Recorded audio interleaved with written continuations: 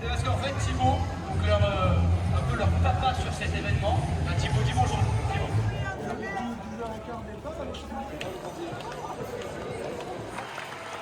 So August 2nd was a pretty busy day. This was day 7 of the Olympics. I started that morning at Paris Défense Arena for swimming.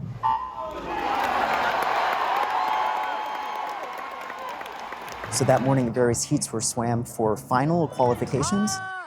Among those were men's 100-meter butterfly, women's 200-meter medley, the women's 800-meter freestyle, which Katie Ledecky swam in.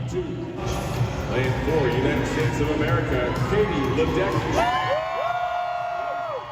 And then there was the mixed 4x100 medley relay. That one was interesting for me because I'm not sure when that started, but for me it was the first time to see men and women on a team swimming relays together, and I thought that was really, really awesome. The Americans were well represented in the stands, in the audience. They were really loud, especially for Katie Ledecky, the GOAT. She won her heat. Not surprisingly, she had the fastest time going into the finals. Swimming is just one of those big marquee events here, and so I was really glad to be able to see it because tickets are really hard to come by, especially the medal rounds. And the venue itself is really close to the La Défense Arch, which is the huge modern arch that's all the way down the line from the Arc de Triomphe. And so kind of a stunning background when you're standing there and seeing it off in the distance. So after swimming, I went out to Place de la Concorde, which was the Urban Project. This was the area where they had 3-on-3 basketball, skateboarding, BMX Freestyle, and the introduction of breaking for the first time at the Olympic Games. I didn't have tickets for any of those events, but you could hang out in this area and just kind of check out the facilities and just see the space. One of the cool things was skateboarders were having an open session, practicing, doing runs and such, and so they let people in just to sit and hang out. So I did that. Was able to take advantage of the fact that these stands had such a high vantage point. You can see Eiffel Tower, the obelisk for Place de la Concorde, and then over here is Grand Palais. And then across the Seine, you can actually see Invalides back here.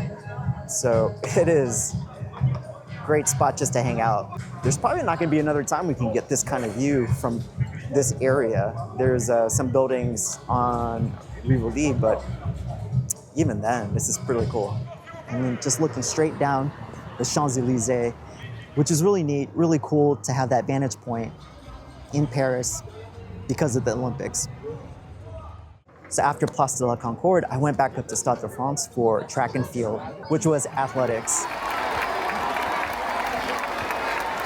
I took line 14. It was the new extension of it out to Saint-Denis-Pleyel. Incredible station, super modern, really cool walking from that line out to the stadium. This is part of the plan for extending the line out there for the Olympics and also for the community, for that area of the city, and it was really great.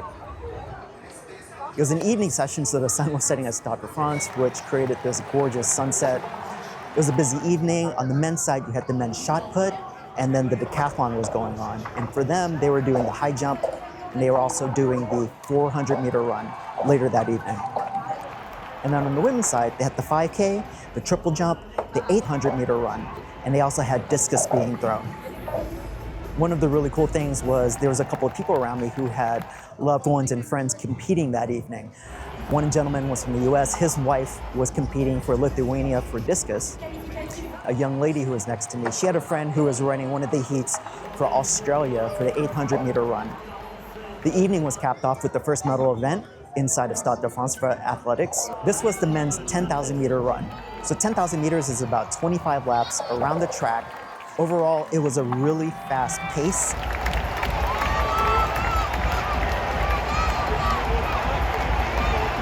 The first 13 finishers all beat the Olympic record. The favorite in the event was Uganda's Joshua Cheptegei. He is the world record holder for the 5,000 and 10,000 meter run, and he's unbelievable. He won the race, wasn't really challenged at the end there, but the most surprising finish of the night belonged to America's Grant Fisher.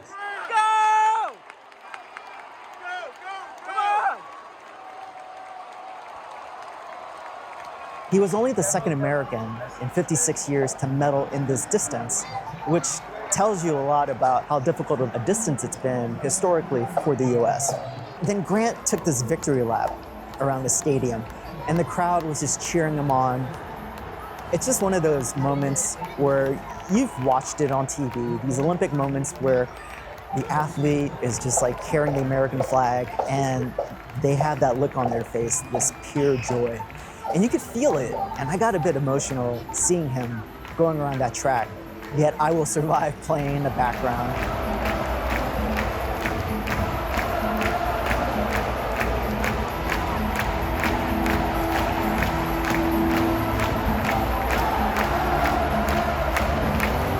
And Grant Fisher for the US, that was an amazing finish. That was one of the best things I've experienced so far here at the games, and congrats to Fish.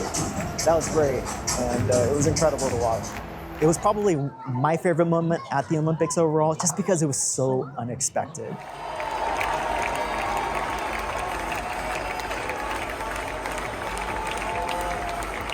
And then leaving the stadium that night, it was just so fun. Music was blaring, and it just felt like you were walking on air, walking out of that stadium that night.